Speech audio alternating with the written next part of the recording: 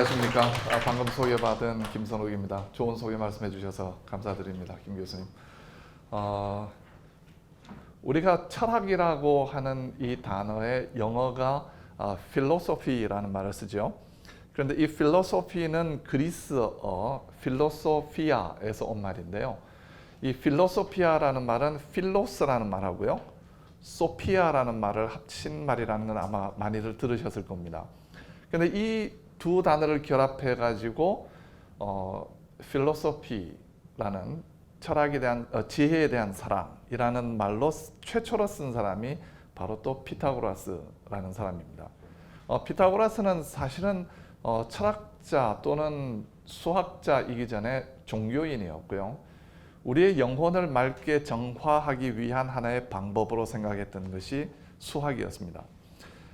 이렇게 보면 이제 음악뿐만 아니라 이 세상의 많은 것들이 수학적인 질서 속에, 수의 질서 속에 있다라는 걸 알 수 있는데요. 예를 들어 우리가 이제 이 방 안에서 이런 그 공부를 같이 하고 있지만 우리 사실은 공중에 붕 떠 있는 거 아닙니까? 이 건물이 3층이잖아요. 3층인데 우리 발 밑에는 뭐 약간 정도의 콘크리트 바닥이 있을 뿐 그거를 빼놓고 한번 생각을 해보면 우리는 공중에 붕 떠 있는 거란 말이죠. 그런데 여러분 무섭지 않으세요? 이 공중에 뭐 하나 깔고 그 위에 서가지고 떨어질까 안 떨어질까 그런 고민 안 해보셨어요?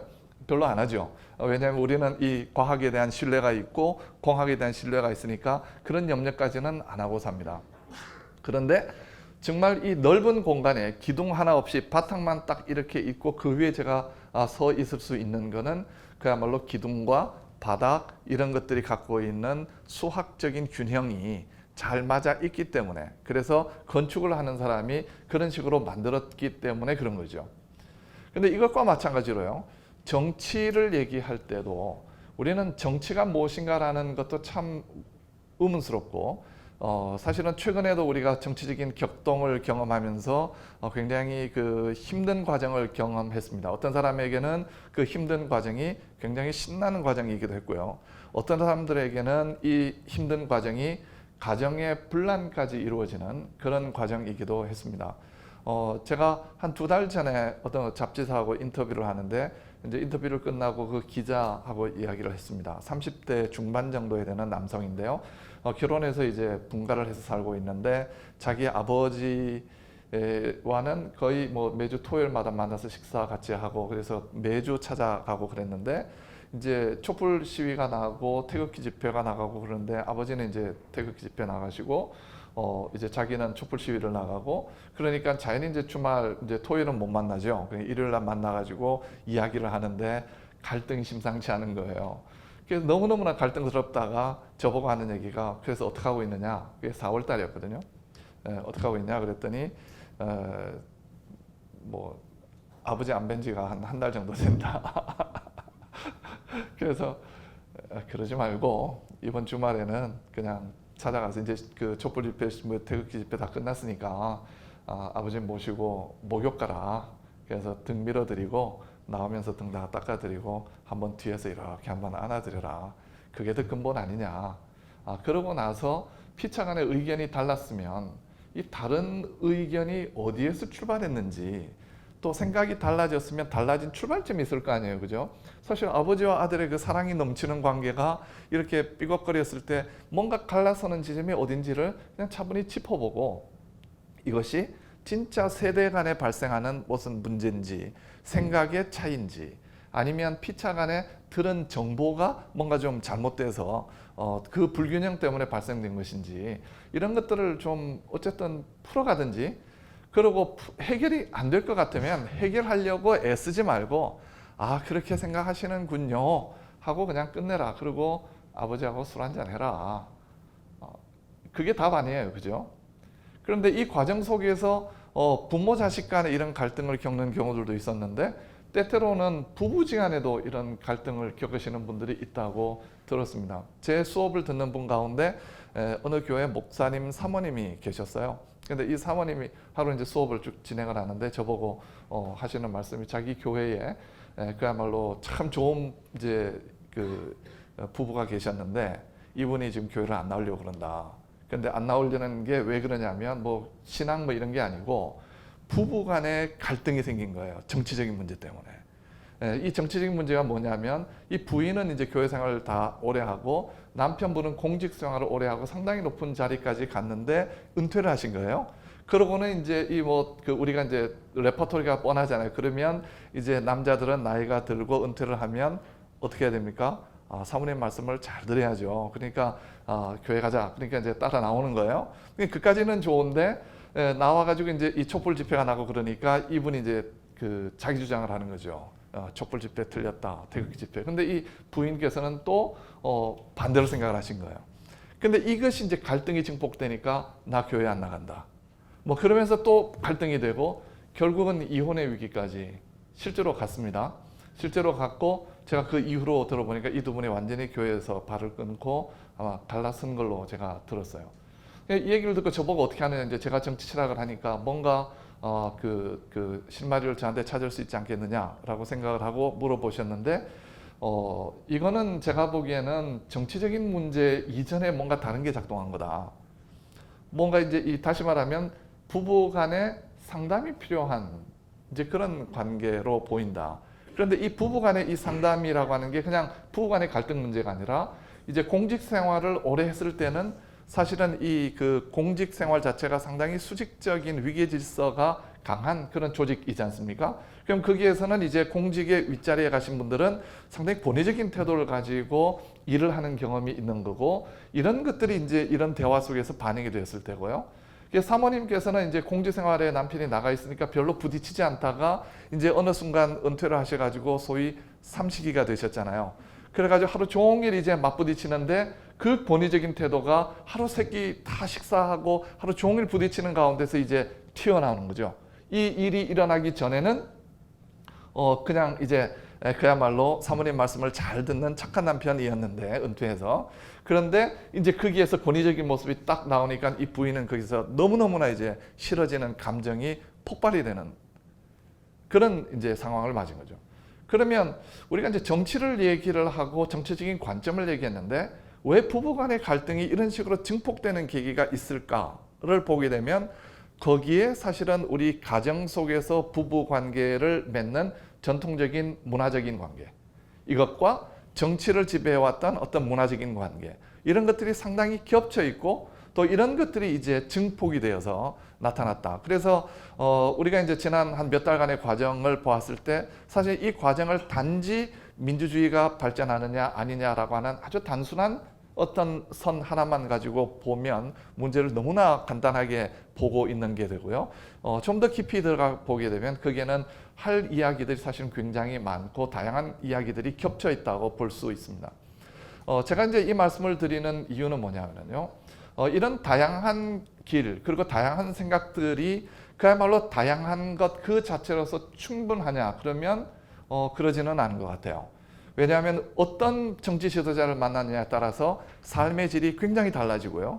또 정치 체제가 어떤 모습을 갖느냐에 따라서 실제로 우리가 경험하는 여러 가지의 것들이 굉장히 달라질 수 있다라고 하는 것을 우리가 안다면 제가 이 이야기를 시작하면서 우리가 음을 얘기할 때 그게 수학적인 질서가 자리 잡는 것처럼 그래서 어떤 음과 어떤 음이 어떻게 조화를 이루는 것이 수적인 질서를 따라서 갈 때 제대로 나오는 것이고 그 질서를 깨트리게 되면 어려움을 겪는다라고 얘기하는 것처럼 정치의 문제도 거기에 전혀 길이 없는 것이 아니고 음악의 경우는 우리가 귀로 듣고 바로 확인할 수 있지만 정치의 경우는 살아보고 경험해야 되는 그런 과정을 거치긴 하지만 그 속에도 길이 있다. 그런데 그 길을 사실은 이 정치 철학 내지는 정치 사상의 200년 넘는 역사에서는 여러 가지로 모색을 했었고 거기에 대해서 고민을 담아왔다 하는 겁니다. 그래서 이제 제가 짧은 시간 동안 여러분들과 나누고 싶은 이야기는요. 여기에 지난 한 2000년 넘도록 한 2500년간의 서양의 역사 속에서 있었던 수많은 정치 사상들을 여러분들과 뭐 공유하고 암기하시라 이런 걸 제가 하고자 하는 것은 아니고 그 과정 속에 특히 최근의 경험들과 연결해서 우리가 좀 주목해서 봐야 할 어떤 생각들 그리고 개념들 이런 것들을 잠시 한번 짚어보는 시간을 가졌으면 하는 것입니다. 제가 드리는 말씀은 한 6 개 정도의 주제로 나눠왔는데요. 이것을 자세하게 이야기하려면 이제 한 학기가 필요하고요.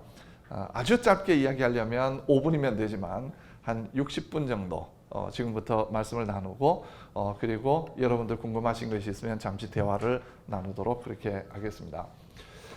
첫 번째, 민주주의라는 개념입니다. 민주주의의 개념은 굉장히 다양합니다. 민주주의라는 단어로 생각하는 생각의 차이도 굉장히 크고요. 어떤 것이 가장 바람직한 민주주의의 모델인가에 대한 이론도 굉장히 다양합니다. 그 이야기만 해도 책으로 몇 권이 될 수 있고요.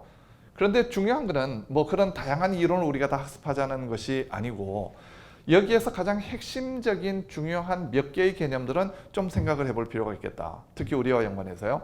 그 부분이 이제 민주주의와 자치의 문제입니다. 우리가 자치라고 하면 또는 분권이라고 하면, 자, 분권은 이제 권력을 나눈다라는 의미가 되어 있고요. 지방 분권이라고 했을 때는 그것이 지역적인 개념과 더불어서 권력을 나눈다라고 하는 건데, 그러면 나누어진 그 권력 속에서는 자치가 이루어지는 것이죠. 그리고 그 자치는 어떤 식으로 이루어져야 되냐면 민주주의식으로 이루어져야 되는데, 그러면 자치 민주주의의 핵심적인 내용은 뭐냐 하면 결국 우리가 자유롭게 우리 스스로가 주인이 되어서, 민주라는 것이 그런 의미니까요. 그러니까 주인이 된다는 얘기는 우리가 원하는 대로 무언가를 할 수 있어야지 우리가 주인이 되는 거니까, 그런 의미에서 누구의 간섭받지도 않고 우리가 하고 싶은 것을 하는 것이 아니겠느냐라고 하는 것이 우리가 민주주의라는 이 단어로 머릿속에 떠올리는 것이 되겠습니다. 그런데 조금만 우리가 이제 더 생각을 해보면 민주주의는 결국 사회 속에서 이루어져야 되는 것이고 나 혼자가 아니기 때문에 내 혼자 하고 싶은 대로 하는 것은 답이 아니다 라고 하는 것은 우리 모두 다 아는 바입니다. 그러면 함께 살아가는 이 세상 속에서 서로 공유하면서 다 함께 우리 스스로가 생각했을 때 우리 생각대로 우리가 원하는 대로 자유를 누리면서 살아간다라고 하는 것이 과연 어떻게 가능한가? 다시 말하면 몇 사람만이 아니고요. 우리 모두가 다 함께 자유로울 수 있다라고 하는 것은 도대체 어떻게 가능한가? 얼핏 생각했을 때 제 하고 싶은 대로 하면 다른 사람에게 피해를 줄 수밖에 없습니다. 그런데 그분도 마찬가지로 자기 하고 싶은 대로 하고 싶은 사람이거든요.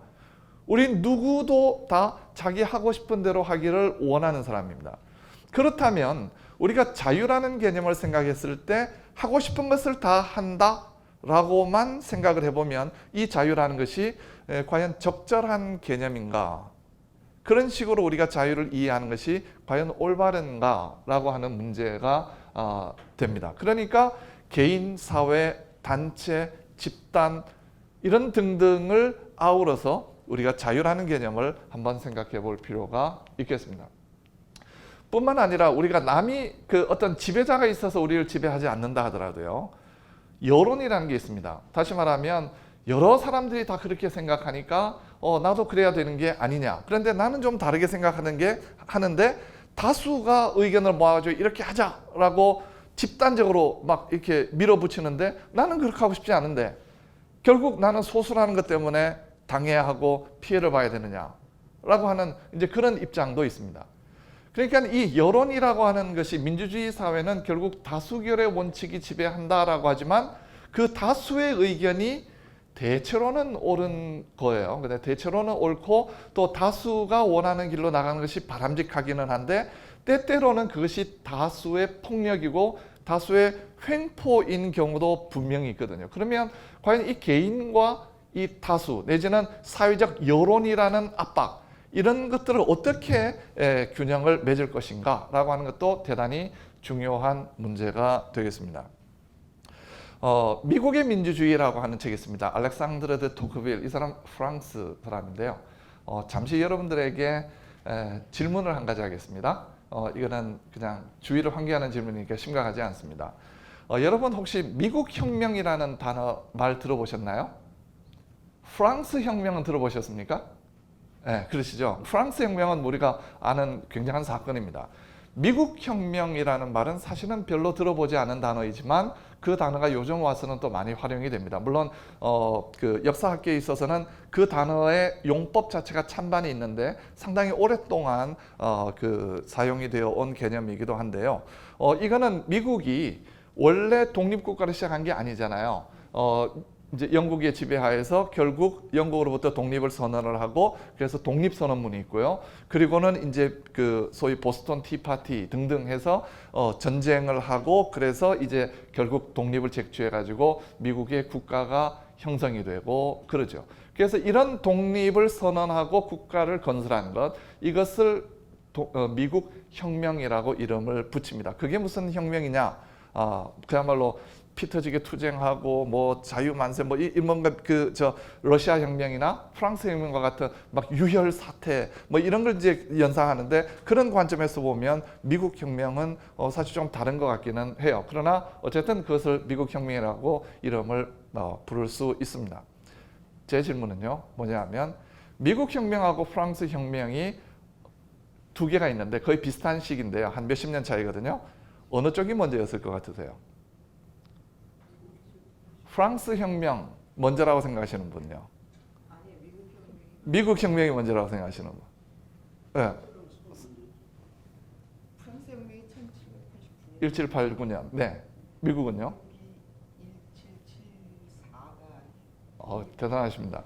1774가 그렇죠? 그러니까 이 두 개 차이가 벌써 차이가 많이 나죠. 맞습니다.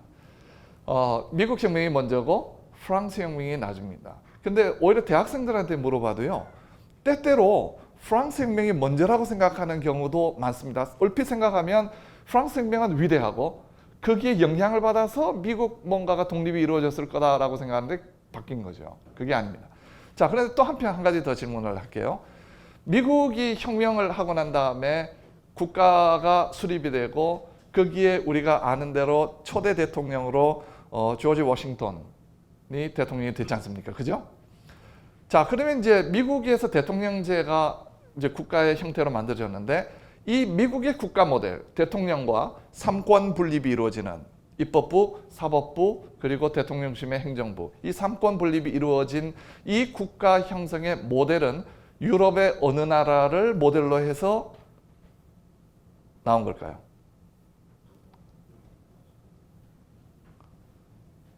뭔가 모델이 있었을 것 같죠, 그죠? 모델 없이 그런 거 만드는 거 쉽지 않을 것 같은데? 어떠실 것 같으세요?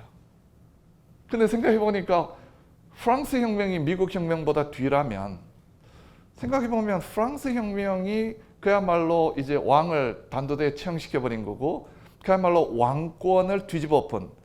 그러면 그게 거의 유럽에서 시초인데, 물론 영국은 좀 더 앞서서 명예혁명이 있기는 했지만 그래도 거기는 계속 왕이 있었잖아요. 지금까지도.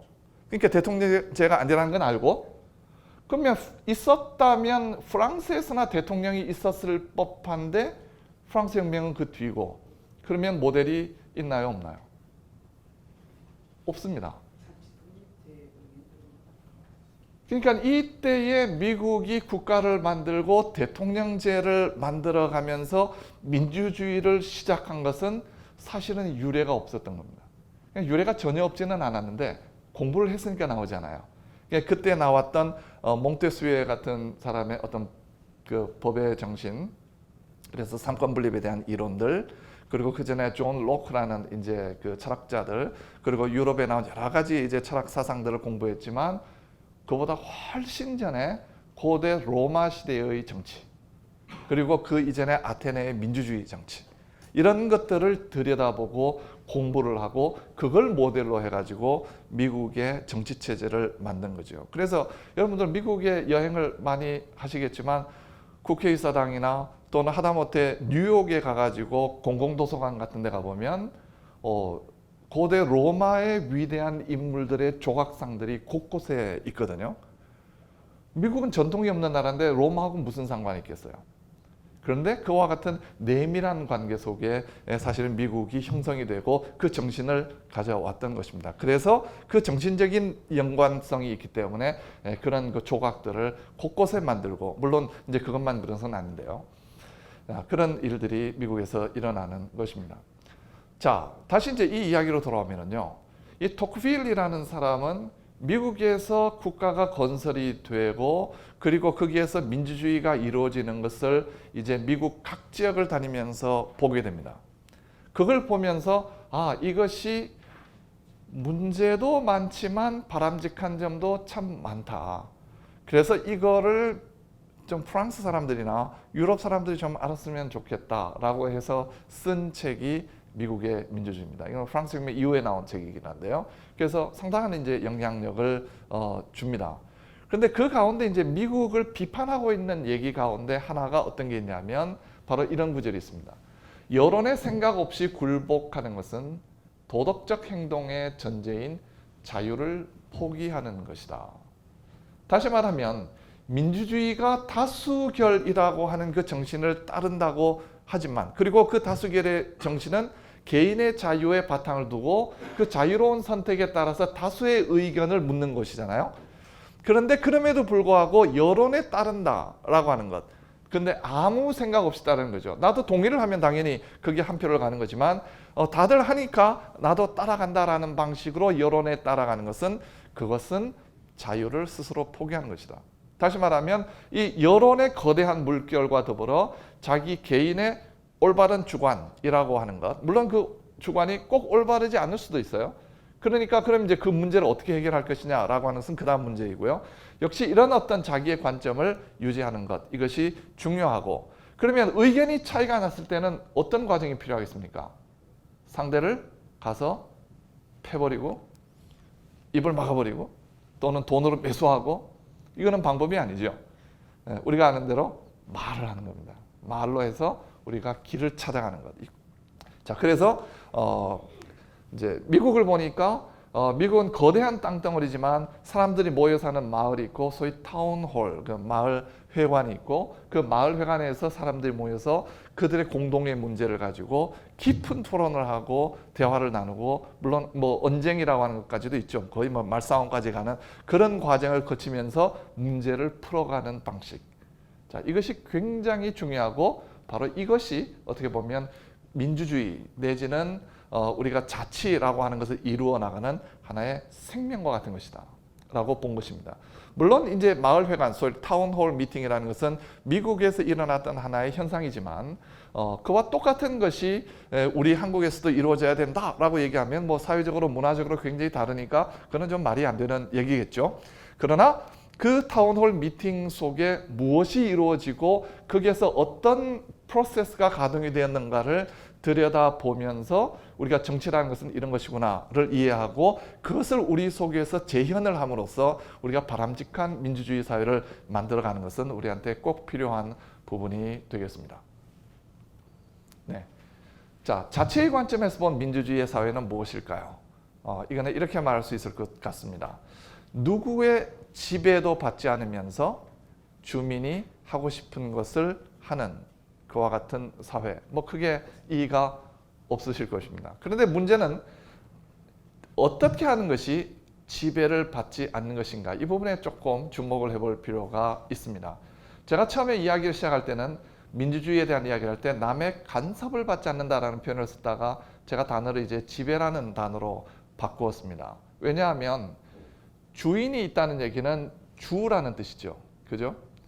여러분, 우리 시민들은 다들 뭘 가지고 있냐면 주권을 가지고 있지 않습니까? 그래서 대한민국 헌법, 주권은 누구에게 있다고요? 국민에게 있다.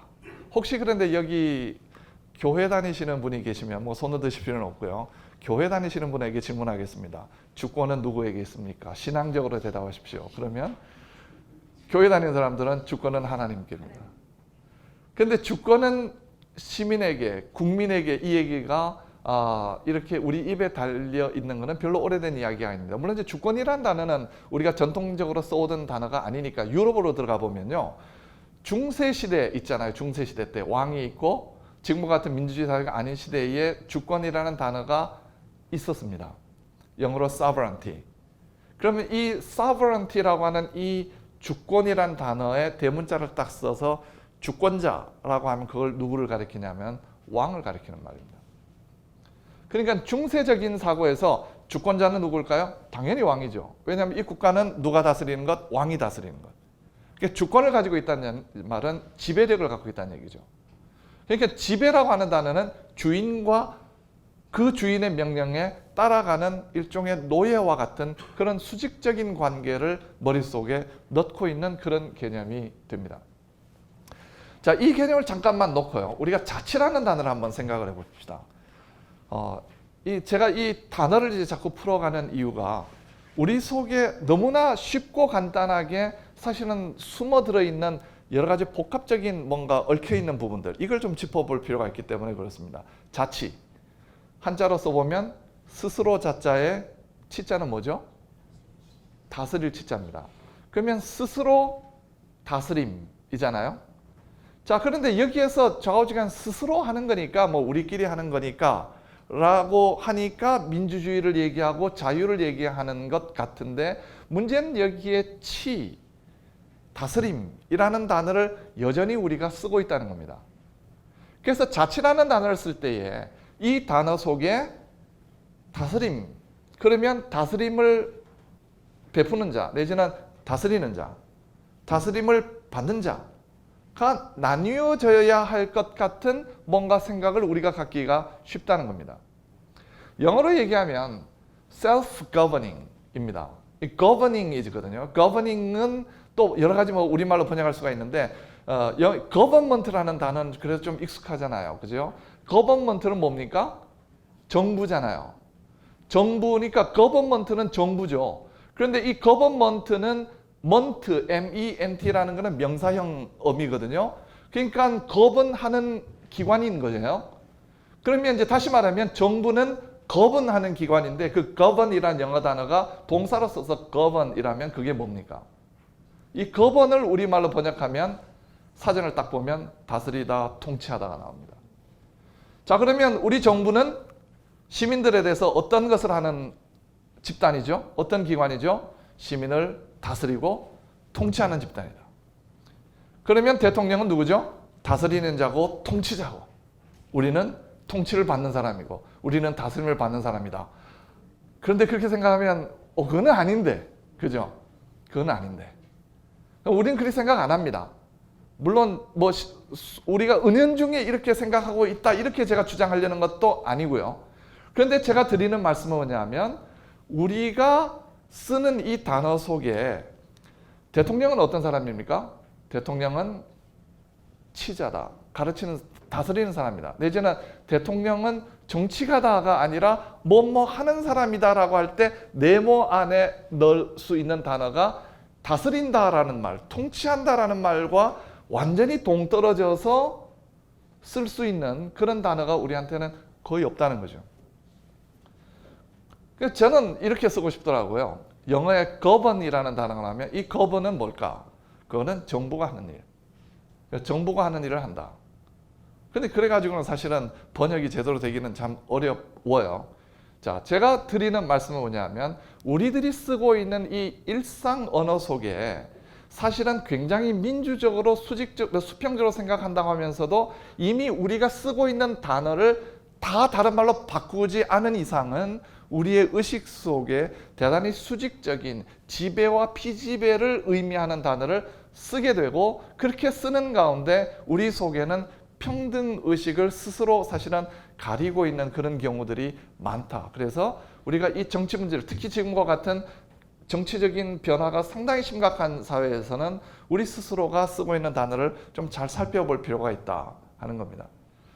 제가 이런 걸 지적하는 것은 제가 철학을 하기 때문에 그렇습니다. 제가 오히려 정책을 하거나 행정학을 하는 사람이라면 이런 얘기는 거의 하지 않고 올바른 민주주의 사회는 이런 행정적 구조를 가져야 되고 또 법학하는 사람이라면 헌법은 앞으로 이렇게 바뀌어야 되고 뭐 이런 얘기를 하겠지만 철학하는 사람이기 때문에 특히 우리가 사용하는 언어들 또 생각들을 한번 점검해보고 그것을 통해서 우리가 느끼지 못했던 것을 다시 떠올려 보면서 스스로 변화해보는, 그래서 나아가서 사회가 좀 바뀌어질 수 있는 토대가 될 수 있으면 하는 것이 제가 하고 있는 작업입니다. 자, 그래서 이제 두 번째 주제로 좀 넘어왔으면 좋겠는데요. 자유라는 게 뭘까? 여러분, 자유라는 것을 생각해 보셨죠? 그죠? 많이 생각해 보셨을 겁니다. 과연 나는 자유로운가? 근데 자유로운 것 같지도 않고 자유로운 것 같기도 하고, 근데 자유라는 게 뭔가를 물으면 자유란 이런 것이다 라고 대답을 해야 될 것 같은데 그것도 명확치가 않고요. 실제로 자유라는 개념, 이것도 한 학기 내내 강의할 수 있는 분량입니다. 그런데 간단하게 우선 정리를 해보면, 일단 우리가 이야기해 자유란 한자로 보면 스스로 자자의 말미암을 유. 유는 보통 이유라는 말을 쓸 때 이렇게 행동하는 이유가 뭐지? 이제 이렇게 묻는 그런 유자입니다. 그래서 자유라고 하면 자기 스스로 말미암는 것이다. 다시 말해서 뭔가 행동을 할 때 또는 결정을 내릴 때 다른 쪽에 영향을 받거나 강압을 받는 것이 아니라 내 스스로가 결정하는 것. 그 원인이 나로부터 나오는 것. 이것이 이제 한자어 자유의 일차적인 의미입니다. 이런 식의 단어 풀이를 한 사람이 임마누엘 칸트라는 사람이고, 이런 생각을 우리가 보통 자유주의라는 말로 표시를 합니다. 그래서 보통 오늘날도 자유주의다, 자유민주주의 이런 표현을 썼을 때 자유주의라는 단어는 사람들에게 자기 결정권, 선택권을 준다는 의미가 됩니다.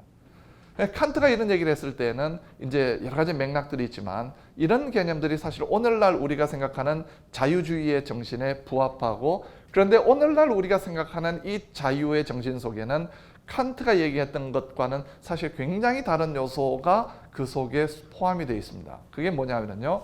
자, 우리 여기 계시는 분들은 이런 생각은 거의 안 하십니다만은, 우리가 이제 고등학교 막 마치고 이제 막 대학 들어가기 전에 자유로운 시간들이 있잖아요.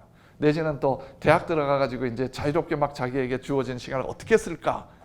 이런 경우에 이제 저는 대학에 있으니까 그런 학생들을 많이 보잖아요. 고등학교 때까지는 자유가 없습니다. 통제되죠. 그래서 고등학교 때까지는 이 공부해라, 학원 보내고 뭐 하고 뭐 이렇게 막 하다가 대학 딱 들어오니까 이제는 너가 원하는 걸 해라 라고 얘기를 하는 거죠. 그런데 원하는 걸 하라고 그러는데 학생 입장에서 딱 보면 자기가 원하는 게 뭔지를 알아야 될 텐데 자기가 원하는 게 뭔지를 몰라요. 그런데 그렇다고 해서 욕망이 없는 것은 아니죠. 욕망은 있죠. 좋은 옷 입고 싶고 연애하고 싶고 뭐 좋은 여성 핸드백 사고 싶고 뭐 여행 가고 싶고 욕망은 있습니다. 그러니까 욕망이 내가 바라는 것 하고 이제 착각이 되는 거죠. 물론 우리가 이제 정말 너가 원하는 것이 무엇이냐 조금 다른 그 다음과 연관이 되지만, 그럼 이 욕망은 그야말로 자기 인식 속에서 내가 어떤 사람이라는 걸 알고 정말 나를 위해서 이것을 정말 해야 되겠다라고 하는 각성 속에서 나온 욕망이면 저는 굉장히 누구라도 그는 훌륭한 욕망이고 정말 서포트해주고 지원해주고 싶을 것 같아요. 그런데 그 욕망이 뭐냐면 어젯밤에 텔레비를 봤는데 그 배우가 예쁘더라, 성형시켜줘, 저렇게 닮아갈래, 이런 욕망. 다시 말하면 이 욕망 자체가 자기 내부에서 올라온 욕망이 아니라 광고와 사회 분위기와 유행에 의해서 형성된 욕망. 그러니까 이건 자기 욕망이 아닌 거죠. 남이 심어준 욕망인 겁니다. 이게 자기라고 착각을 하면서 이걸 달성하지 못하면 내가 성취를 못하고, 자유라고 하는 것이 없는 것은 내가 그런 욕망을 성취할 수 있는 영능력이 없다. 그러니까 당장 나에게 성형수술하고 아주 비싼 백을 갖고 뭐 여성을 이렇게 비하하는 건 아닙니다. 남자도 마찬가지죠. 그러니까 어떤 그런 하고 싶은 욕망에 어떤 충족 수단이 없을 때는 그 충족 수단을 얻기 위해서 잘못된 길로 잘못된 선택도 하기도 하는 이제 그런 사회가 사실은 우리가 맞아 있는 사회입니다. 그런 의미에서 본다면 우리가 얘기할 때 자유란 선택할 수 있는 자유, 그리고 자기가 하고 싶은 것을 할 수 있는 자기 결정권이라는 그 단어만 가지고는 사실은 대단히 불충분한 자유 개념이 되는 겁니다. 칸트가 얘기했던 것은 그것이 아니고, 그리고 우리가 보기에도 그런 의미에서 자유는 바람직한 것이 아니라고 봐집니다. 그러면 자유라는 것이 진정한 의미의 자유가 되려면 뭘 알아야 되냐면 자기 자신이 누구인지를 정확하게 통찰할 수가 있어야 되고요. 그런 상태에서 그 자아를 실현할 수 있어야 됩니다. 그러면 국가가 바람직한 국가가 되려면 시민들이 자기 인식을 가질 수 있도록 이끌어주는 것이 우리가 공교육의 과정 속에서 국가가 해야 될 일이라고 봐질 수가 있고요. 그 자기 인식을 가진 사람들이 자기의 성취를 위해서 노력할 때 그 성취를 할 수 있도록 기회를 제공하고 여건을 만들어주는 것이 또한 국가가 해야 될 일이라고 생각을 하는 겁니다. 이런 국가가 이루어진다면 이것은 진짜 자유가 이루어진 국가일 수가 있겠죠. 자, 그런데 이렇게 보게 되면 또 문제가 있습니다. 국가가 정말로 그걸 다 해줘야 되느냐? 국가가 교육에 관여를 해가지고 사람을 어떤 식으로 교육시키는까지 일일이 다 신경을 써야 될까? 라고 하는 물음. 교육에 기회를 주는 것은 맞는데, 공교육이라는. 근데 그 교육의 내용까지 간섭해서 어떻게 해서 이런 그 자기 인식의 어떤 걸로 나아갈 수도 이끌어가는 것이 국가가 과연 하는 것일까? 그건 너무 지나치게 개입된 것이 아닐까? 자, 이런 것들이 사실은 논쟁 속에서 계속 이제 토론하고, 그래서 이쪽이 맞다라고 하는 것이 사실은 국회에서 정당이 갈등을 한다면 이런 걸 갖고 갈등을 해야 되거든요. 그러니까 정당이 있어서 한쪽에서는 이 국가는 이런 것을 다 보장하는 방식으로 가야 된다. 이것이 진정한 자유다. 아니다. 좀 더 선택하고 교육의 내용까지도 스스로 선택할 수 있어야 된다. 이것이 아마 오늘날 우리 얘기하는 진보 보수라는 토론이 이렇게 가는 것이 맞을 겁니다. 현재 우리가 보고 있는 싸움의 모습은 그것과는 상당한 거리가 있는 것이 사실이죠. 자, 첫 번째 말씀드린 이 두 가지의 자유 개념을 좀 더 복합적으로 여러 가지 논의들이 있지만, 오늘날 사실은 가장 주목받고 있는 자유의 개념이 이 마지막에 있는 비지배적 자유라는 것입니다. 이것은 뭐냐면요, 우리가 자유라고 하는 것을 간섭이 없는 것이라고 보게 되면 이게 과연 맞을까? 한번 예를 들어 봅시다. 그 유명한 가수가 있습니다. 가수에게는 매니저가 있지 않습니까? 매니저는 어떤 역할을 합니까? 이 가수가 정말 잘 나가게 하기 위해서, 뭐 배우도 마찬가지죠. 가서 화장을 이렇게 해야 된다. 옷은 이거 입어야 된다. 밤에 이렇게 시간 난다고 해서 아무데나 가면 안 된다. 누구 만나서는 안 된다. 어떻게 해야 된다. 온갖 간섭을 다 합니다. 그 간섭 안 듣고 제멋대로 하다가 이상한 사건에 배우나 가수가 연루돼 가지고 신문에 나가고 하루아침에 그냥 명성 다 날리고 하는 경우들이 많잖아요. 그러죠? 그러니까 한번 그런 어떤 배우나 가수와 그들이 이제 간섭을 받고 있는 매니저의 관계를 보면, 이 매니저가 그러니까 이 배우나 가수를 지배하고 있다. 이 단어가 우리한테 적절한가요? 아닌가요? 그것은 아니죠. 그것은 아니고, 간섭하는 것은 어때요? 맞죠? 분명히 간섭을 하는 겁니다. 그러니까 간섭하고 지배라고 하는 것은 지금 두 개가 다른 겁니다. 그러니까 간섭은 피차 상호 간의 인정이 전제되어 있는 겁니다. 난 나가가지고 오늘 밤에 뭐 이렇게 나이트 가가지고 한번 신나게 놀고 싶은데 매니저가 못 나가게 해. 그런데 나는 하고 싶고 매니저는 나를 방해하는 것이 아니라 더 근본적으로 피차 간에 내가 가수나 배우 생활을 잘 하려면 어떤 것은 해서는 안 된다라는 것을 합의가 되어 있는 거죠.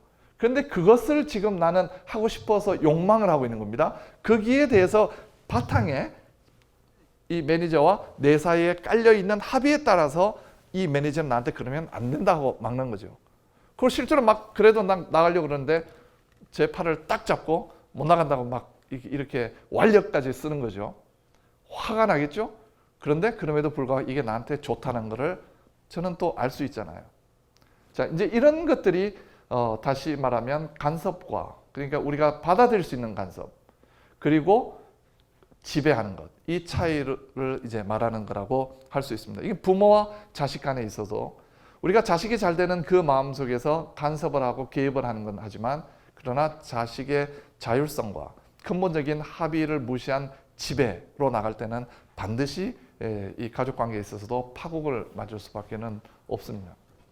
그래서 우리가 자유라는 말을 쓰고 간섭이라는 말을 쓰고 지배의 반대인 비지배라는 말을 썼을 때, 우리는 민주주의와 자유와 비지배라고 하는 것은 서로 연동이 될 수 있다.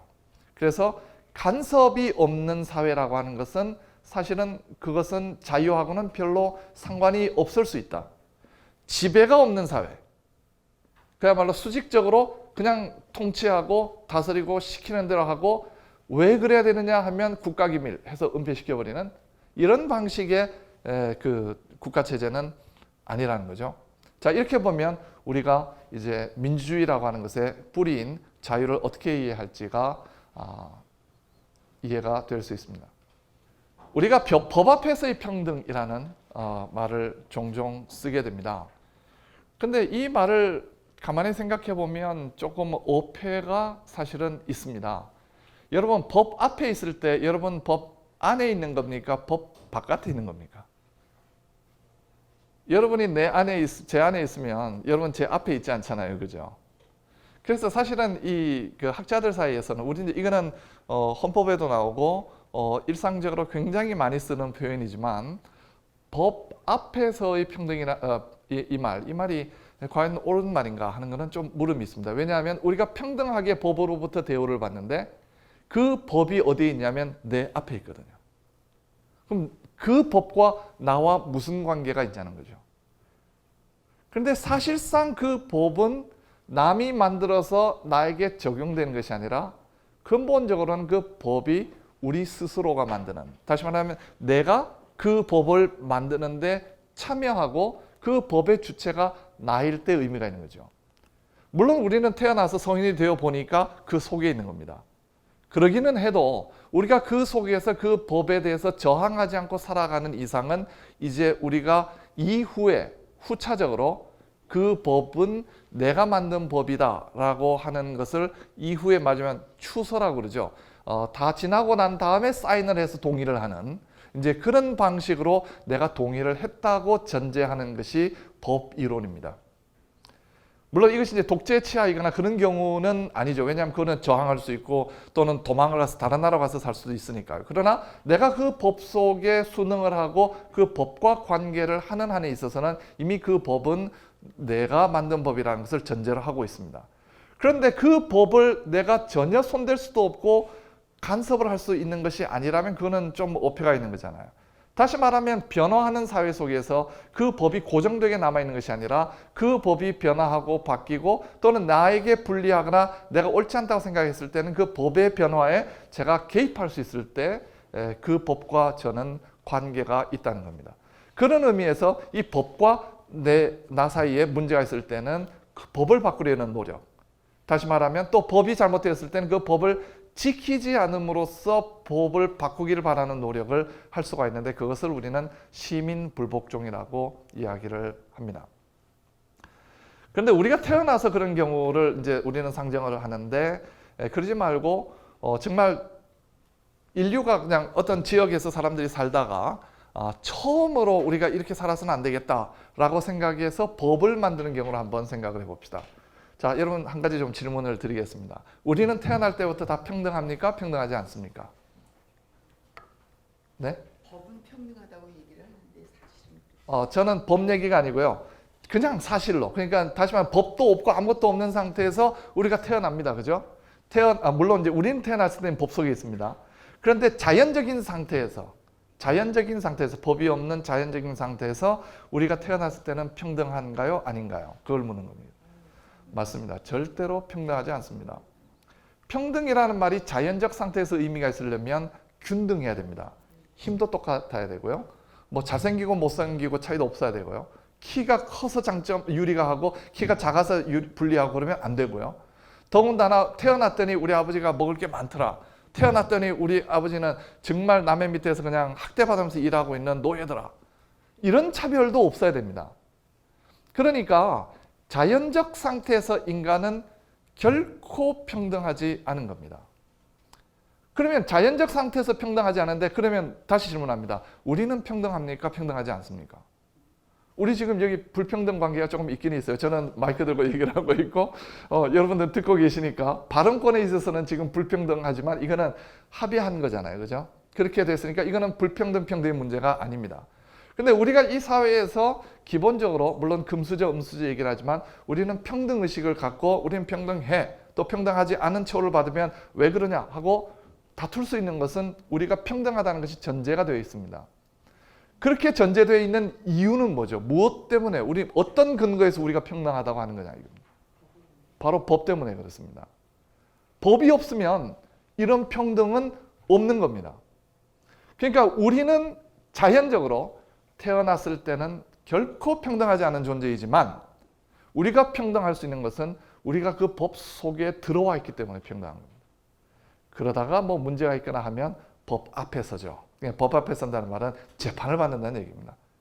그런데 우리가 생활 속에서는 그 법의 보호 속에서 법 안에서 살아가면서 우리는 평등한 겁니다. 그런데 만약에 우리가 살아가면서 평등하지 않다. 이거는 불평등하다라고 판단이 되면 어디에서 문제가 발생이 되냐면, 물론 우리가 그 법안에 산다 그래서 똑같이 다 미남미녀일 수 없고요. 똑같이 건강할 수는 없고요. 태어났을 때부터 장애가 있을 수도 있고, 또 여러 가지 불평등하게 어떤 집은 부잣집에 태어나기도 하고 가난한 집에 태어나기도 하고 뭐 여러 차이는 있습니다. 여전히 우리는 법과 자연과 어울려 있는 상태에 있지만, 법이라고 하는 것이 만들어 놓은 다른 세계가 있잖아요. 자연적으로 형성된 세계가 있는가 하면 그 자연과 더불어서 우리가 만드는 법이 만든 세계가 함께 가고 있는데, 법이 만든 세계 속에서 우리는 평등하다는 의식을 갖고 있단 말이죠. 그런데 이런 세계 속에서 불평등하다라고 느끼면 그 문제는 어디 있냐면, 그것이 태어나면서 갖는 불평등이라면 그것은 조금 다른 얘기지만, 뭐 그래서 불평등해도 좋다는 얘기는 아니고요. 이 사회 속에서 불평등을 느낀다면 법을 봐야 되고, 법이 그 불평등을 조장하기 때문에 그 불평등하게 만드는 법을 고치려고 하는 그 노력이 궁극적으로 그 속에서 내가 평등할 수 있게 해주는 그와 같은 결과를 갖게 되는 거죠. 자, 그러면 이제 우리가 민주주의 사회라고 하면 결국 민주주의가 작동하는 것은 어떤 방식으로 작동이 되냐면 법의 형태로, 법이 조직한 사회라는 방식으로 작동이 되고, 그 법의 주체가 바로 내 자신이라고 하는 바로 그와 같은 인식 속에 있는 거고요. 바로 그와 같은 파워, 법을 바꿀 수도 있고 또 법을 만든 사람이라고 하는 그 권력이 우리에게 있다 라고 하는 것을 바로 헌법 제1조 1항부터 몇 개의 조가 바로 이제 얘기해주는 핵심이 되는 겁니다.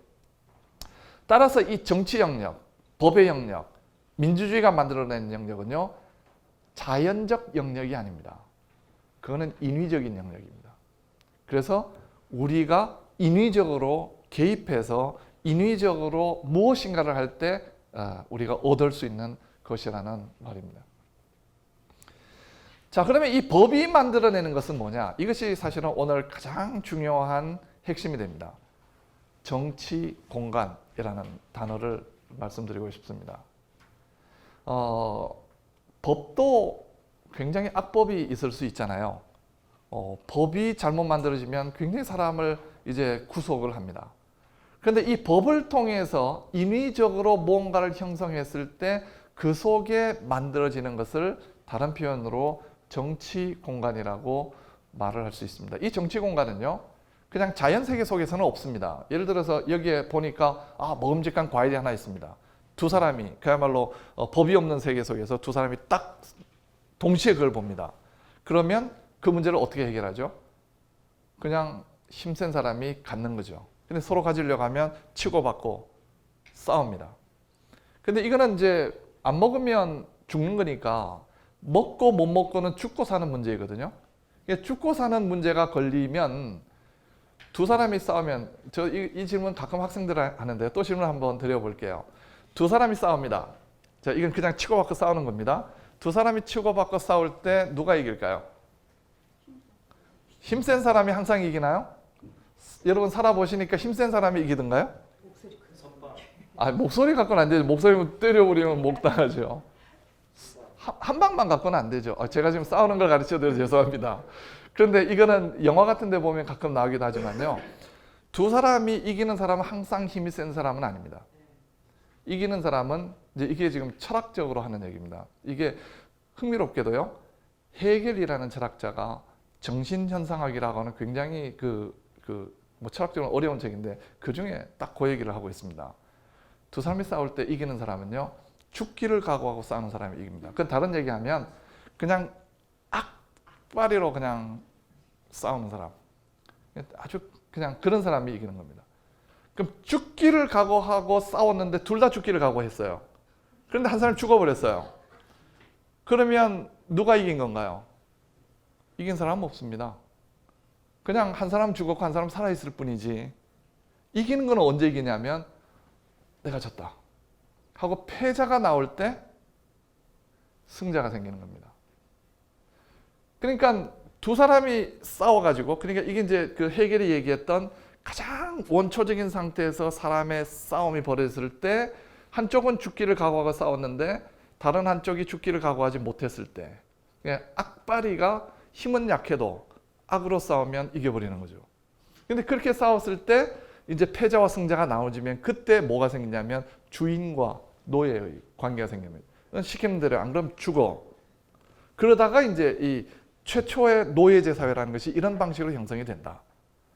이제 그 이후에 노예들이 이제 스스로 자각을 하고 이제 이런 이야기들이 나오지만, 자, 어쨌든 자연 상태에 있어서의 문제 해결은 그와 같이 힘으로 상대를 제압하면서 갑니다. 이걸 이제 우리가 폭력이라는 단어를 쓰죠. 그건 폭력입니다. 물리적인 폭력일 수도 있고.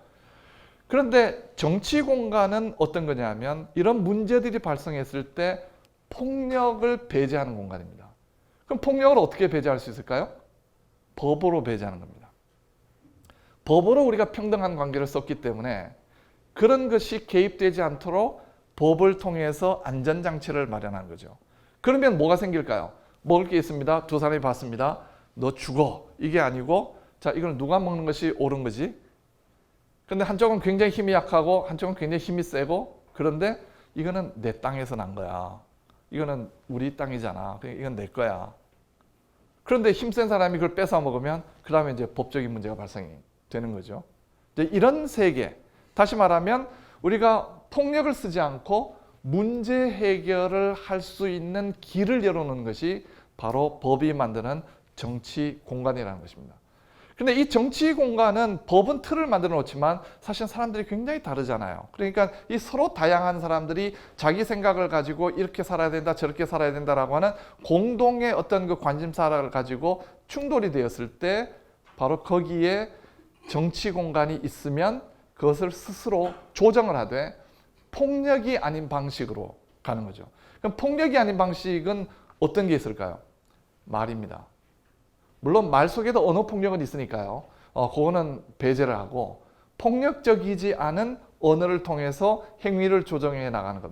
굉장히 이상적인 표현인 것 같지만 이것이 이상적일 수 있어요. 현실에서 보면. 그러나 이것이 원형이기 때문에, 오리지널이기 때문에 현실은 그것을 이제 마치 참조를 해가지고 이게 그러니까 폭력이야 아니냐를 따져가면서 현실에서는 이상적이지 않더라도 이상적인 것을 항상 우리가 염두에 두면서 일을 진행해 나간다는 것입니다. 이런 정치 공간을 만들어내는 것이 법이고요. 그리고 이런 정치 공간을 만드는 시민운동이나 또는 이런 자치분권 형태가 만들어지게 되면 항상 요구되는 것이 그 속에서 이와 같은 대화의 공간을 마련해내어야 한다는 것입니다. 자치는 정치적인 것인가 탈정치적인 것인가, 이런 점에서 보면 저는 정치는 정말 중요하고 아름다운 것이다. 결론만 말씀드리면 정치는 정치 공간을 만들어내는 집단적인 노력입니다. 그렇기 때문에 정치는 굉장히 아름다운 행동입니다. 그런데 정치의 이름으로 온갖 폭력이 횡행할 수가 있습니다. 그러니까 그거는 가짜 정치입니다. 진짜 정치와 정치 아닌 것을 구별할 수 있어야 됩니다. 실제로 정치권 속에 벌어지고 있는 굉장히 많은 일들이 정치 아닌 일들이 많습니다. 그래서 사람들은요, 정치라는 말하고요, 좀 철학적인 표현인데 정치적인 것, 말이 좀 깁니다. 정치적인 것이라는 단어를 구별합니다. 그래서 정치권, 정치 영역에서 이루어지고 있는 많은 일들이 있지만 그 중에 진짜 정치인 게 있고 정치 아닌 것이 있다. 그러면 진짜 정치에 해당되는 것이 무엇이냐? 그걸 알고 그것을 찾아내는 것. 자, 여러분 가운데 저하고 의견이 조금 다를 수 있어서 조심스럽습니다만은 지난 이제 1년에 여러 작년 말부터 있었던 그 과정 속에서 태극기 집회하고 촛불 집회가 나뉘었다. 그럼 이 두 개의 결정적인 차이가 있느냐? 결국 다 양쪽 다 시민 행동이 아니냐? 그런데 이 둘을 차별화시킬 수 있는 중요한 조건이 있다면 이 두 영역 속에서 정치 공간이 형성되어 있느냐. 다시 말해서 그 안에서 다른 의견과 다른 생각을 나눌 수 있고 서로 의견이 다르고 행동이 다른 것을 서로 이렇게 말로서 조정할 수 있는 그와 같은 정치 공간을 가지고 이루어지는 시민 행동이냐. 아니면 그렇지 않고 획일적인 방식으로 다른 것들을 철저하게 차단하면서 특정한 목적을 이루기 위한 방식으로 가동이 되는 행동인가? 이거는 굉장히 중요한 차이를 낳습니다. 그래서 얼핏 보면 뭐 세계 곳곳에서 일어나는 수많은 집단 행동들, 촛불 시위 집단 행동이죠. 태극 집회 집단 행동이죠. 그리고 저기 나치 독일 그때의 유대인을 죽이라고 막 데모하고 하던 그런 행동들도 집단 행동이죠. 그리고 르완다 학살 사건, 후투족과 투치족 사이에 일어났던 엄청난 학살 행위, 이것도 집단 행동이잖아요. 그러니까 집단 행동이 굉장히 다양하게 있는데 그 집단 행동이 참으로 바람직한 정치적 행위인 것과 그러지 않은 것을 나누는 것은 바로 그 사이에 이러한 정치 공간을 만들어내느냐 그러지 않느냐라고 하는 것이 가장 중요하고 결정적인 것이라는 말입니다. 그런 의미에서 자치는 상당히 정치적일 수밖에 없다. 그런 의미에서 정치적인 활동을 하는 것입니다. 이거하고 이제 우리가 구별을 해야 되는 것이 당파성입니다. 당파. 그러니까 당파와 올바른 정치의 차이점이 뭐냐면 당파는 그야말로 부분을 이루는 겁니다. 부분을 이루고 그 일부 집단의 이익만을 위해서 노력하는 것. 이것이 당파적인 것입니다. 그런데 당의 이름으로, 지금 뭐 굉장히 여러 당이 있잖아요. 그 당의 이름으로 활동을 하더라도 자기 당과 관련되어 있는 일부 사람들의 이익이 아니라 국민 전체의 이익을 염두에 두고 가는 거라면 그것은 당파성을 넘어서서 올바른 정치를 지향하는 것이라고 말할 수 있습니다. 그러니까 부분과 전체입니다. 물론 진짜 이걸 다 했을 때 모두가 다 그걸 원하고 있느냐, 그거는 다른 얘기일 수 있어요. 그러나 우리가 의식 속에 있어서 모두를 위한 것이냐 아니면 우리끼리만을 위한 것이냐를 염두에 두는 것은 굉장히 다릅니다. 그것이 하나의 기준입니다. 그래서 이 정치 공간이 중요하다고 말씀을 드렸는데 이것이 이제 가장 핵심적인 얘기니까, 그럼 이 정치 공간은 어떤 성격을 가지고 있는 것이냐, 어떤 특성을 가지고 있는 것이냐, 그 본질은 무엇이냐, 그 말씀을 조금 이제 자세히 말씀드리고, 이것이 우리가 서양의 이제 제가 서양 정치 사상사적으로 보았을 때 정치와 자치를 어떻게 볼 것이냐 하는 것이 과제였지만, 결국 이 많은 과정을 겪어오면서 특히 우리 한국의 관점에서 봤을 때에 적어도 이 부분을 우리가 주목해서 보고 적용해 보는 것이 상당히 큰 도움이 될 것 같고, 이것이 어떻게 보면 우리에게 맞는 하나의 결론이라고 볼 수 있겠습니다. 첫 번째는요, 정치 공간은 말이 가진 힘, 말에는 힘이 있습니다. 사람을 변화시키는 힘도 있고요, 죽이는 힘도 있습니다. 말로서요. 그런데 이 말이 서로 상호적으로 작용하는 이 가운데서 폭력적이지 않고 말이 가지고 있는 설득력을 통해서, 다시 말하면 대화와 설득이 이루어지는 그 말만 가지고도 충분히 가동하는 그런 공간이어야 합니다. 그리고 이 정치 공간에서는요, 특정한 사람만 마이크 잡고 있으면 안 됩니다. 그러니까 지금 이거는 이제 강의 공간이죠. 이게 대화의 공간이 아닙니다. 이게 정치 공간이었다면 어떤 주제를 놓고 우리가 토론하고 제가 사회를 보겠죠. 그러면 여러분들에게 균등한 기회를 드려야 됩니다. 그런데 제가 보니까 저쪽에 있는 사람들은 전부 우파고 이쪽은 좌파고, 왜냐면 제 왼쪽에 있고 오른쪽에 있으니까 여기가 제일 마음에 든다 해서 저기는 발언권 안 주고 여기만 준다 이러면 곤란하겠죠. 그죠? 다시 말하면 이 정치 공간에서는 평등한 발언의 권리가 필요합니다. 그래서 평등한 참여의 가장 핵심은 평등하게 말할 수 있는 권리입니다. 그 다음에요, 자유롭게 자신을 드러낼 수 있고 말하는 공간입니다. 자유가 필요하다. 근데 이 자기를 드러낸다라고 하는 것이 이제 이중적인 의미가 있습니다. 사실 말은 이 단순하게 의사소통의 수단일 뿐만 아니라 자기 자신의 정체성을 표현하는 그런 방법이기도 합니다. 이런 경우가 있잖아요. 우리가 이제 민주주의적으로 대화를 하자 그랬는데 어떤 분한테 기회를 드렸어요. 이분이 자기 주장을 막 하고 있어요. 그런데 됐어요. 그럼 좀 잠깐만 하고 말을 제질시킵니다. 그러면 이것이 이제 토론 과정에 있어서 부족한가, 뭐 잘못되는가 이걸 생각할 수도 있겠지만 일단 기분이 나빠요. 왜 기분이 나쁠까요? 자기가 무시당했다는 것 때문에. 그러니까 무시당한 게 뭐냐면 자기라는 거죠. 자아가 무시당한 느낌을 받는 겁니다. 여러분 같은 말을 할 때도요. 저는 강사니까 제가 목이 마르면 물 한 잔 주세요 하면 또 도와주시는 분들이 갖다 줄 수 있잖아요. 그죠? 물 한 잔 주세요 하고 물 갖고 와. 지금 내용적으로 물을 갖고 오라는 얘기는 똑같잖아요. 근데 물 한 잔 주세요? 물 갖고 와. 이 두 개는 내용 같은데 뭔가가 굉장히 다르잖아요. 그렇죠. 그러니까 물 갖고 오세요. 이것도 물 갖고 오세요 하고 물 갖고 오세요 하고 물 갖고 오세요 하고 이 억양 가지고도 굉장히 또 달라질 수 있잖아요. 그러니까 말 속에 우리가 글자로 썼을 때 물을 가져다 달라고 하는 내용과 상관없이 그 말과 더불어서 함께 가는 게 항상 있거든요. 그러니까 이 함께 가는 이 항상 가는 이 부분을 유의하지 않으면 사실은 이 민주주의적 토론 공간에서도 상당한 문제가 발생이 됩니다. 그래서 사실은 이제 민주주의적인 토론 공간이라도요, 회의를 잘하는 사람들은 절대로 남의 의견에 대해서 정면으로 반박하지 않습니다. 그러니까 무슨 얘기냐면 우리가 하다 보면 이제 생각이 다른 사람이 있잖아요. 그런데 우리는 이제 어떻게 하냐? 저는 그렇게 생각하지 않습니다. 저는 그것이 틀렸다고 봅니다. 하고 이제 자기 주장을 얘기를 하는데 그렇게 되면 일단 기분이 나쁘고 그 다음에 이제 제가 뭔가 얘기를 할 때 그렇군요. 당신 얘기가 옳네요라고 하는 순간 심각한 패배의식을 갖게 만드는 순간이 되는 거거든요. 그럼 이제 이거는 말의 내용과 상관없이 작동하는 이 부분이잖아요. 이 부분은 여러분들 굉장히 스터디가 좀 많이 필요합니다. 지금 예만 하나만 드는데요. 그러니까 보통 이런 때는 어떻게 하셔야 되냐면 모임에서는 굉장히 의견이 달라요. 그리고 평소에 좀 별로 제가 좋아하지도 않는 사람이에요. 그런데 함께 할 때는요. 회의가 잘 끝나려면 다 듣거나 참 좋은 의견이고 마음으로 정말 진심으로 공감이 갑니다. 동의를 해주는 거예요. 근데 그렇게 끝나면 안 되잖아요. 그죠? 근데 거기에 이제 제가 한 가지만 좀 덧붙이고 싶은데요. 그러고 이제 자기 얘기를 하는 거예요. 그럼 이제 자기 얘기가 타당하게 이제 얘기가 쭉 풀어나가면 상대방도 경청하거든요. 끄떡끄떡하면 제 말이 맞거든요. 그럼 끄떡끄떡 하고 있는 거예요.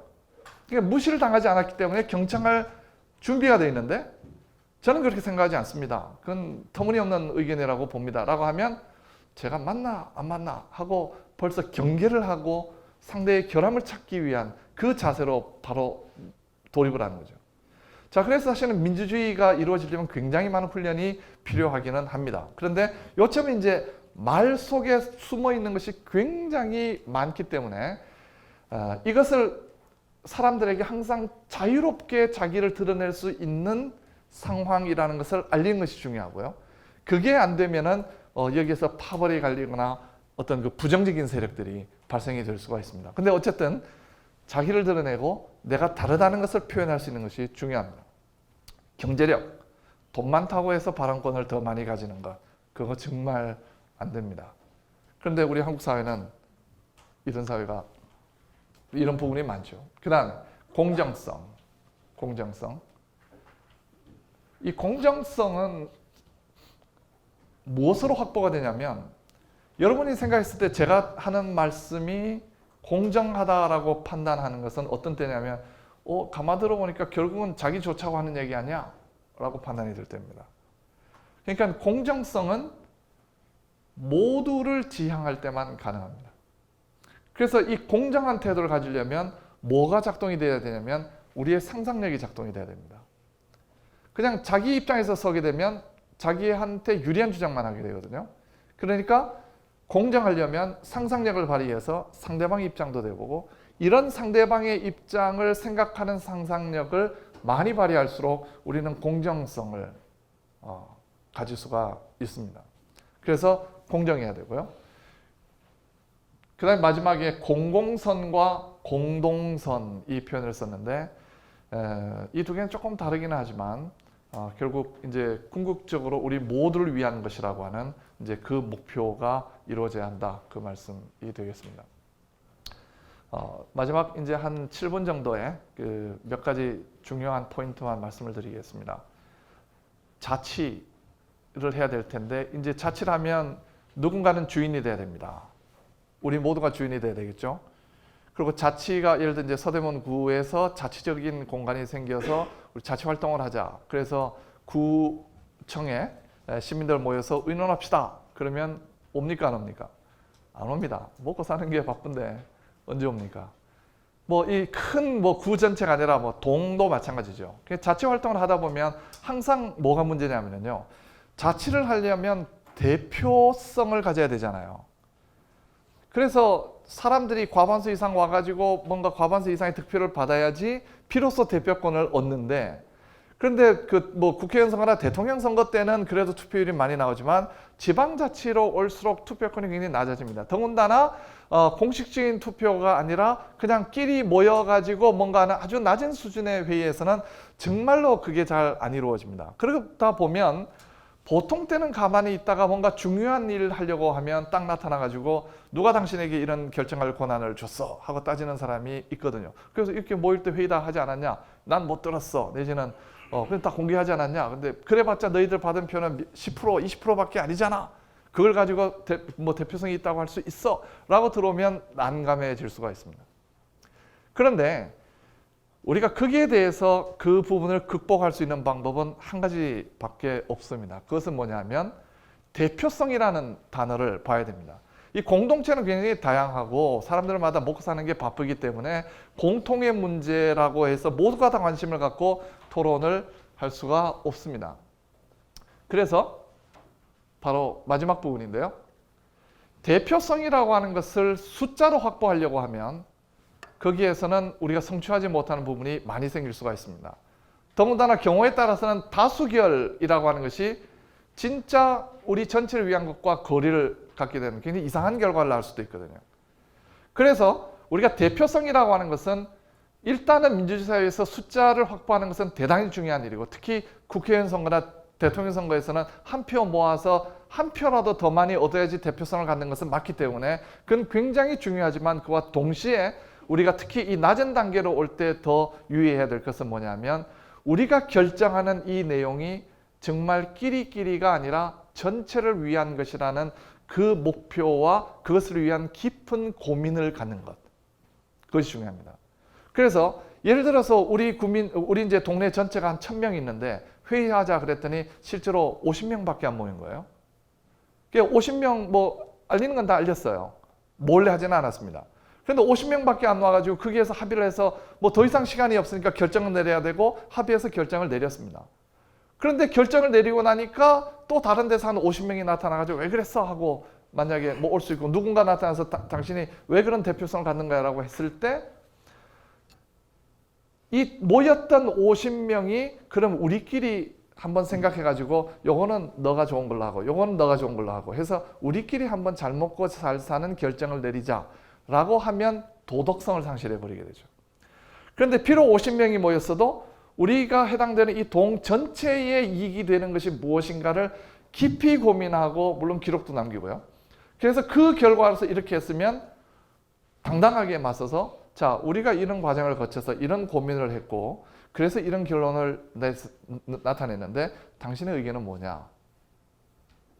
이제 이런 방식으로 접근해 들어가면 문제가 해결이 되는 실마리가 있는 거죠. 그래서 다시 말하면 수적인 대표성을 확보하기 어려울 때는 내용적인 대표성을 확보해야 되는데 이 내용적인 대표성은 당파적 이익에서 벗어나서 공공성을 확보하는 것. 그리고 결국은 이제 이 깊은 숙고의 과정을 거치는 것 자체. 뭐 우리가 신이 아니니까 1000명 모두를 위한 것일 수는 없지만 이것을 위해서 우리가 최선을 다해서 노력한 그 결과들을 잘 열어놓았을 때 도덕성을 인정받을 수 있고 대표성을 인정을 받게 된다는 겁니다.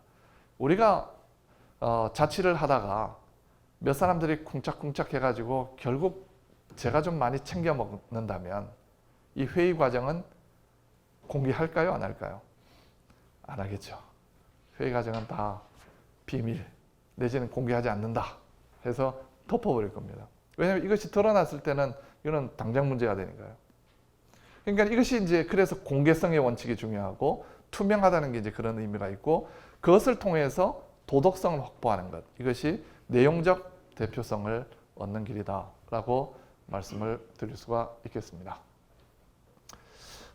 마지막 이제 그 마이클 샌델 얘기를 좀 했습니다만은 이 이야기는 조금 긴 이야기인데요. 이 내용은 이제 제가 사실은 한국 사회 마이클 샌델과 관련된 작업에 많이 관여를 했습니다. 그래서 이제 이분의 책이 나올 때 제 이름을 많이 보실 수가 있으실 텐데 때때로 번역도 같이 하기도 하고 감수를 하기도 하고 해설을 쓰기도 하고 대부분 책은 다 제가 조금씩 제 손을 거쳐서 나가게 했습니다. 그런데 이제 이분이 쓴 책으로 번역된 제목이 정치와 도덕을 말하다 해서 정치와 도덕을 연관시켜서 쓴 좀 두꺼운 책이 있는데 그 중에 첫 번째 글이 좀 깁니다. 그 내용을 이제 여기에 잠깐 정리를 했는데요. 이것을 내용을 이제 설명을 드리면 시간이 많이 걸리고 핵심만 말씀드리면 이렇습니다. 아까 말씀드렸던 것처럼 미국의 국가가 건설되었던 것이 다시 말해 독립선언을 했던 것이 1714년이고요. 오늘 2017년 이때까지의 아주 엄청난 변화들이 일어났고 그 과정 속에서 사람들이 이것이 바람직한 국가의 모습이다. 또 이것이 바람직한 자유의 개념이다. 라고 생각했던 것이 시간마다 달랐다는 겁니다. 그래서 국가 건설 당시에 토마스 제퍼슨이 생각했던 바람직한 어떤 국가와 정치가 어떻게 가야 한다는 것과 1800년도 말에 이제 그 어떤 모습, 그 다음에 1900년도에 들어와서 경제 위기를 겪었을 때의 모습, 그 다음에 1960년대에 들어와서 경제 호황을 누렸을 때의 모습, 그 다음에 1980년대에 들어와서 미국이 전 세계의 패권자로서의 위기를 경험했을 때의 자유의 개념과 국가와 경제, 특히 정치와 경제의 관계 등등의 문제에 있어서 입장을 굉장히 달리했다는 것을 볼 수 있습니다.